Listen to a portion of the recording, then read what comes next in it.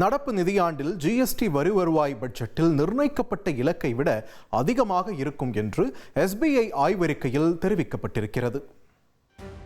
நாட்டில் ஜிஎஸ்டி வரி வருவாய் பல்வேறு வளர்ச்சி திட்டங்களை செயல்படுத்த மத்திய மாநில அரசுகளுக்கு அச்சாணியாக இருந்து வருகிறது. செப்டம்பரில் ஜிஎஸ்டி வரி விதிப்பை எளிமைப்படுத்தவும், பொருளாதார வளர்ச்சியை அதிகரிக்கவும், நுகர்வோருக்கு வரிச்சுமையை குறைக்கும் வகையிலும் சீர்திருத்தம் செய்யப்பட்டது. ஜிஎஸ்டி வரி விதிப்பில் 12% மற்றும் 28% என 2 அடுக்குகள் நீக்கப்பட்டன.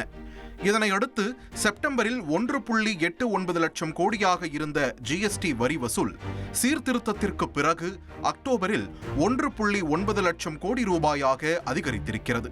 அதுவே 2024 அக்டோபரில் 1.87 லட்சம் கோடி ரூபாயாக இருந்தது. ஒப்பிடுகையில் ஜிஎஸ்டி வசூல் 4.6% அதிகரித்திருக்கிறது. இந்த சூழலில் ஜிஎஸ்டி கவுன்சில் வெளியிட்ட வளர்ச்சி விகித அடிப்படையில் நடப்பு நிதியாண்டில் ஜிஎஸ்டி வருவாய் பட்ஜெட்டில் நிர்ணயிக்கப்பட்ட இலக்கை விட அதிகமாக இருக்கும் என்று எஸ்பிஐ ஆய்வறிக்கை வெளியிட்டுள்ளது. வரி விகிதம் குறைப்பு மாதந்தோறும் வசூலில் குறுகிய காலத்திற்கு சரிவை ஏற்படுத்தலாம் என்றாலும் வரி வருவாய் மாதத்திற்கு 5 முதல் 6% என்ற நிலையான வளர்ச்சியோடு மீள்வதாகவும் ஆய்வறிக்கையில் தெரிவிக்கப்பட்டிருக்கிறது.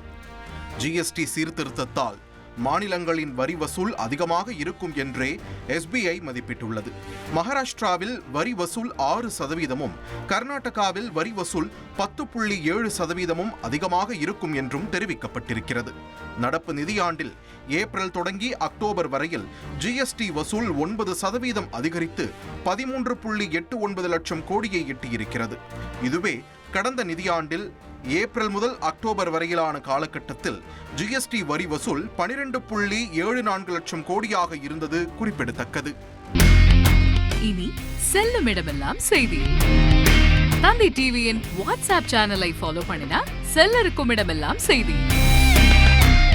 இதோ QR கோட் இப்பவே ஸ்கேன் பண்ணுங்க, ஃபாலோ பண்ணுங்க.